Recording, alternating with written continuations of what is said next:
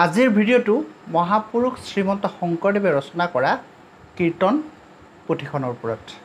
আজিৰ পৰা 3 দিনৰ আগত মই এটি ভিডিঅ' আপোনালোকৰ মাজলৈ প্ৰস্তুত কৰি আগবঢ়াই দিছিলোঁ আৰু ভিডিঅ'টিত মই কাকতি ঘোষাৰ ওপৰত এটি ভিডিঅ' কৰিছিলোঁ, যিটি ঘোষাৰ দ্বাৰা নিশা 11টা বজাত এজন ল'ৰা কান্দোনৰ পৰা ৰক্ষা পাইছিল। এগৰাকী মহিলাই কান্দি কান্দি কাকতি ঘোষা গাই গাই এটা ট্ৰেইনিং চেণ্টাৰত এটা শিশুক আৰোগ্য কৰিছিল। সেই ভিডিঅ'টো নিশ্চয় আপোনালোকে চাইছে আৰু যদি চোৱা নাই আপোনালোকে মোৰ ভিডিঅ'ত গৈ চাব পাৰিব। আজিৰ ভিডিঅ'টো মই কীৰ্তন ঘোষাৰ ওপৰত মোৰ জীৱনত পোৱা এটি প্ৰত্যক্ষ অভিজ্ঞতাৰ বিষয়ে মই ব্যাখ্যা কৰিম আৰু আশা কৰিম আপোনালোকে ভিডিঅ'টো শেষলৈকে চাব। গুৰু দুজনাই ৰচনা কৰা গ্ৰন্থসমূহ যে জীৱন্ত প্ৰমাণ আছে, সেইসমূহ জাগ্ৰত একোখন পুথি, এই কথাখিনি আমি ভক্তি সহকাৰে যেতিয়া আমি বিচাৰ বিবেচনা কৰি আমি গ্ৰহণ কৰিম, তেতিয়া নিশ্চয় আমি ইয়াৰ প্ৰমাণ লাভ কৰিব পাৰিম। তেতিয়া আহক আজি ভিডিঅ'টো আৰম্ভ কৰোঁ। নমস্কাৰ, মই ৰাজু কুমাৰ ডেকা। মোৰ এই বিশেষ ভিডিঅ'টোলৈ মই স্বাগতম জনাইছোঁ। বিশেষ বুলি এইকাৰণে ক'লোঁ, গুৰু দুজনাৰ ৰচিত যিকোনো গ্ৰন্থৰ ওপৰত ভিডিঅ' কৰা মানেই সেইটো হৈছে বিশেষ। গতিকে এই বিশেষ ভিডিঅ'টি আপুনি যদি চাইছে তেন্তে আপুনি খুব সৌভাগ্যশালী আৰু আপুনি শেষলৈকে নিশ্চয় ভিডিঅ'টো চাব। তেতিয়া আহক আমি মূল বিষয়বস্তুলৈ সোমাই যাওঁ। আজিৰ পৰা 8 বছৰমানৰ আগৰ কথা। আমাৰ ঘৰৰ 200 মিটাৰ কাষতে এঘৰ নেপালী সম্প্ৰদায়ৰ লোক আছিল। বৰ্তমান তেখেতলোকক গোৰ্খা সম্প্ৰদায় বুলি কোৱা হয়।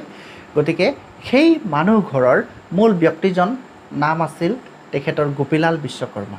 আৰু গোপীলাল বিশ্বকৰ্মাই নিজৰ ধৰ্মতে আছিল, কিন্তু তেখেতে গাঁওখনৰ বিয়া সবাহ যিকোনো অনুষ্ঠান প্ৰতিষ্ঠানত তেখেতে গৈ সহযোগিতা কৰিছিল আৰু তেখেতে ধুতি পিন্ধিয়ে প্ৰায় গৈছিল আৰু নাম সকামত তেখেতে নাম গাইছিল ইত্যাদি বিভিন্ন ধৰণৰ আমাৰ সমাজখনৰ লগত তেখেতে ওতঃপ্ৰোতভাৱে জড়িত আছিল। কিন্তু তেখেতৰ নিজৰ ধৰ্মতেই আছিল। কেতিয়াও তেখেতে শংকৰী আদৰ্শলৈ অহা নাছিল আৰু কোনেও জোৰো কৰা নাছিল। তেখেতৰ বয়স হ'ল আৰু বয়স হোৱাৰ লগে লগে তেখেতৰ এটা ৰোগে বাহ ল'লে। মানে তেখেতৰ প্ৰথমে গেষ্ট্ৰিক আলচাৰ হ'ল। গেষ্ট্ৰিক আলচাৰ বাঢ়ি গৈ তেখেতৰ অন্য এটা বেমাৰলৈ মানে বিয়পি পৰিলে আৰু তেখেতক বহু ঠাইত, ডিব্ৰুগড়, লখিমপুৰ, ধেমাজি ইত্যাদি বিভিন্ন ঠাইত তেখেতক ৰোগ দেখুৱালে, কিন্তু তেখেত আৰোগ্য নহ'ল আৰু ডক্টৰে ক'লে তেখেত আৰু বেছিদিন জীয়াই নাথাকিব। আৰু এনেকৈ যেতিয়া তেওঁক ক'লে, তাৰপিছত পৰিয়ালে বিভিন্ন ধৰণৰ শুশ্ৰূষা কৰি তেখেতক ঘৰতেই যাতে মৃত্যু হয় তাৰ কাৰণে প্ৰচেষ্টা চলালে। প্ৰায় 3 মাহ কাল তেখেতে শয্যাগত হ'ল, পৰি থাকিলে। পৰিয়ালে সকলোৱে ভাবিছে যে তেখেত সুখে সন্তোষে খুব সোনকালে আমাৰ মাজৰ পৰা বিদায় লওক, কিন্তু বহুত সময় পলম হৈ গৈছিল। তেখেতে বিচনাতে পৰি আছিল আৰু তেখেতৰ মৃত্যু হোৱা নাছিল।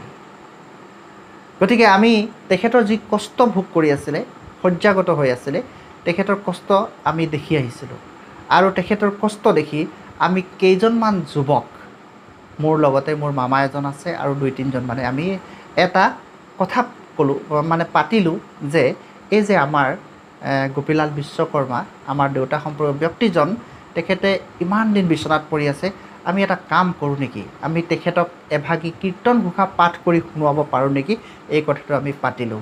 আৰু কথামতে কাম, সকলোৱে সন্ধিয়া আমি তেখেতক এভাগী কীৰ্তন পাঠ কৰিম বুলি আমি স্থিৰাং কৰিলোঁ।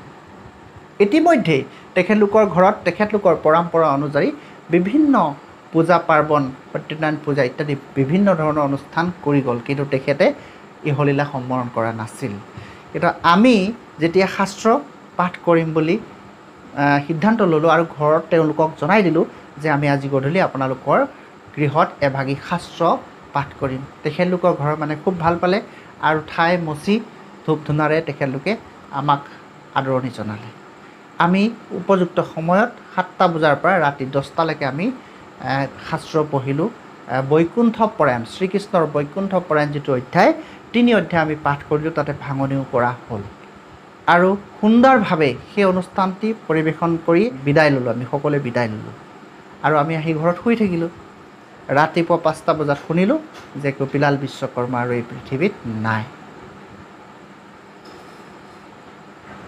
এতিয়া বন্ধুসকল, আপোনালোকৰ জীৱনতো হয়তো এনেকুৱা বহুতো ঘটনা ঘটিছে। যিহেতু আমাৰ বয়স বেছি নহয়, কিন্তু আমাৰ জীৱনত ঘটা এই কাহিনীটো আপোনালোকৰ মাজলৈ কিয় মই আজি আগবঢ়াই দিলোঁ, আপোনালোকে নিশ্চয় বুজিছে যে আমাৰ গুৰু দুজনে লিখি যোৱা গ্ৰন্থসমূহৰ কিমান জীৱন্ত প্ৰমাণ আছে, কিমান মানে জাগ্ৰত, আমি তাক শুদ্ধ অন্তৰেৰে ভক্তিভাৱেৰে যদি আমি ল'ব পাৰোঁ, আমাৰ এই গ্ৰন্থসমূহে আমাক জীৱন উদ্ধাৰ কৰিব পাৰে। বিভিন্ন ধৰণৰ বিপদ আপদত আপুনি যেতিয়া এভাগী ঘোষা পৰিৱেশন কৰিব পাৰিব, আপোনাৰ জীৱনত কেতিয়াও আপোনাক বিপদ আপোনাৰ আহিব নোৱাৰে।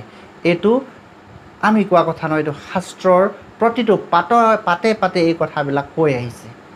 সেই প্ৰমাণ আজি সেই গোপীলাল বিশ্বকৰ্মা নামৰ ব্যক্তিজন, তেখেতে মুখেদি ক'ব পৰা নাছিলে, কিন্তু অন্তৰৰ পৰা শাস্ত্ৰ শুনিবলৈ তেখেতে ইমান দিন ৰৈ আছিলে। প্ৰায় 3 মাহতকৈ অধিক কাল তেখেতে বিচনাত পৰি থাকিলে, কিন্তু তেখেতে ক'ব পৰা নাছিলে মুখেদি যে এভাগী শাস্ত্ৰ মোৰ পঢ়িবলৈ ইচ্ছা আছিল, কাৰণ তেখেতৰ শাস্ত্ৰৰ প্ৰতি মোহ আছিল। সেই আমাৰ সমাজখনৰ লগত তেওঁ হলি গলি কৰি ঘূৰি ফুৰোঁতে তেখেতে বিভিন্ন ধৰণৰ আমাৰ নিয়ম নীতিবিলাক দেখিছিল, আৰু তেখেতে তেতিয়াৰ পৰাই তেখেতে শাস্ত্ৰৰ মোহ আছিল। কিন্তু তেখেতৰ নিজৰ ধৰ্ম গণ্ডিত থকাৰ বাবে তেখেতে ক'ব পৰা হয়তো নাছিল, তেখেতে বাক শক্তি হেৰুৱাই পেলাইছিল। গতিকে আমি নিজে বুজি তেখেতক উদ্ধাৰৰ কাৰণে এভাগী কীৰ্তন পাঠ কৰাৰ পিছত তেখেত যেতিয়া ঢুকাই থাকিলে, তেতিয়া আমি মহত্ব বুজি পালোঁ যে সকলোৱে, আৰু তেখেতলোকৰ ঘৰৰ ব্যক্তিসকলেও আচৰিত পালে।